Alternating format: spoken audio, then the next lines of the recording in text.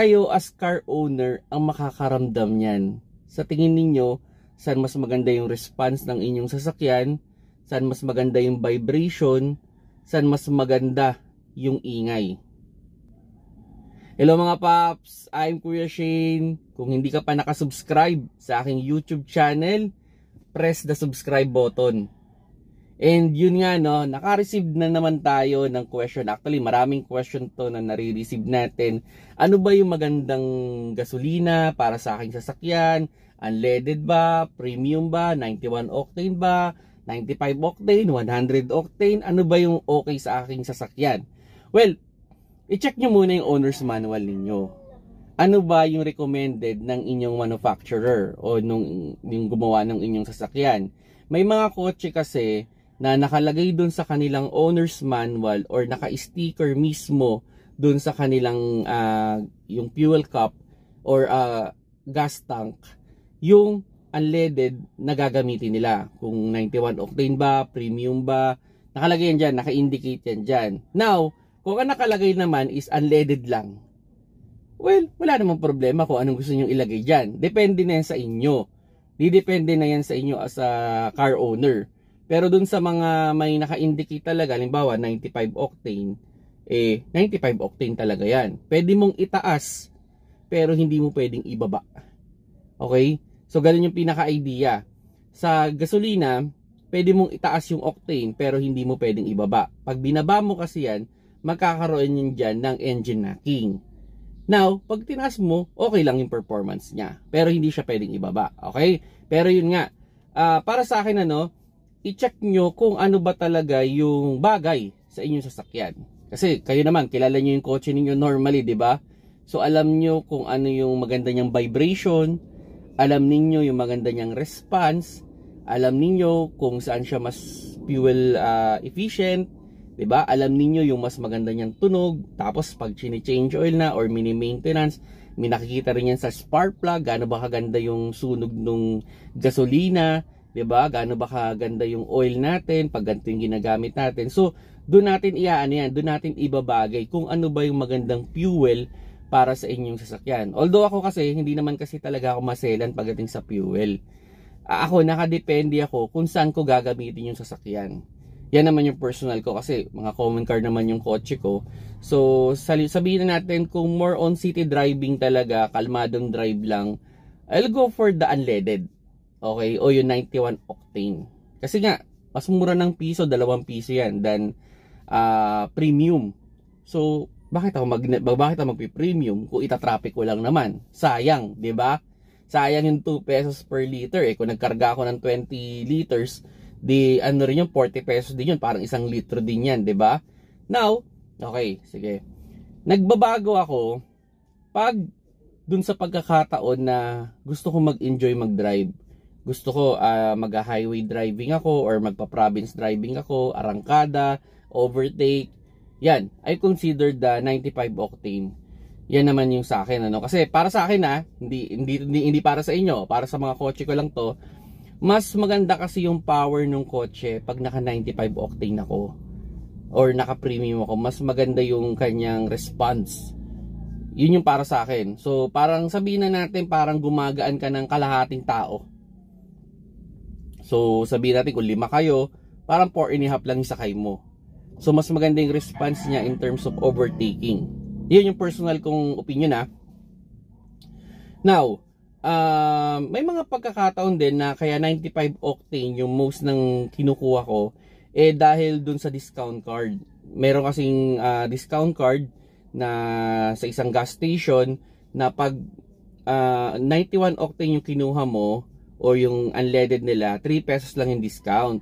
Now, pag premium, 2 pesos. 5 pesos pala. Pag premium, 5 pesos yung discount. Kung hindi ako nagkakamali, ganun.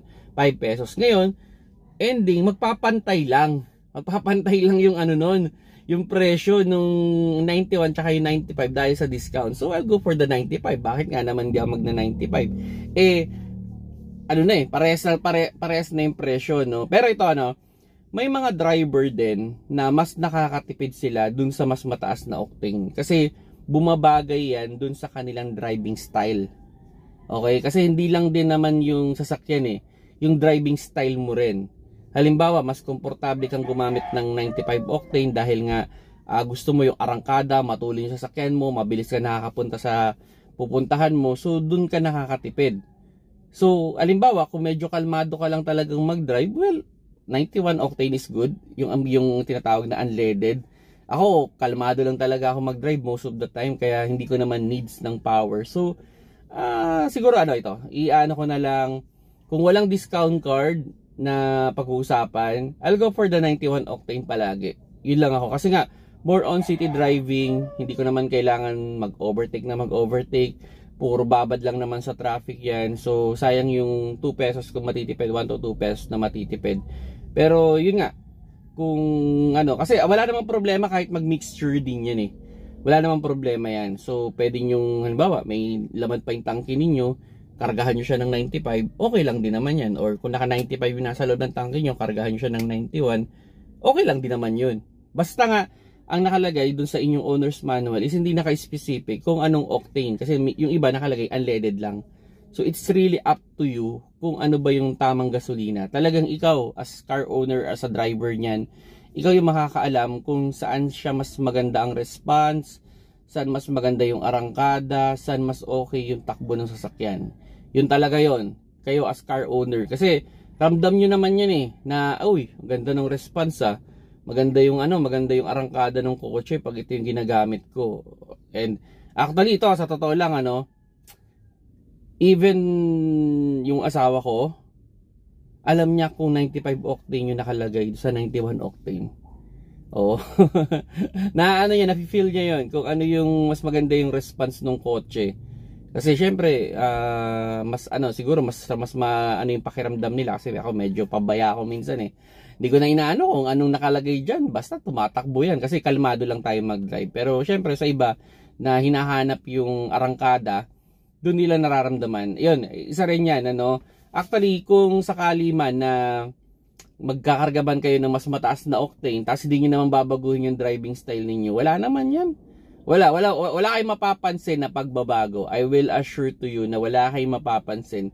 Kasi sasabayan nyo rin ng ibang driving style kung magkakarga man kayo ng mas high octane. Although may mga kotse daw na hindi naman nila ramdam kung ano yung nilalagay. Meron namang kotse na mas ramdam mo talaga. Pero yun nga, dapat mo rin baguhin yung driving style mo. Kasi ilang beses ko na itong kinontent and sinasabi nila, wala namang pinagkaibang takbo Wala talaga pinagkaibang takbo niyan.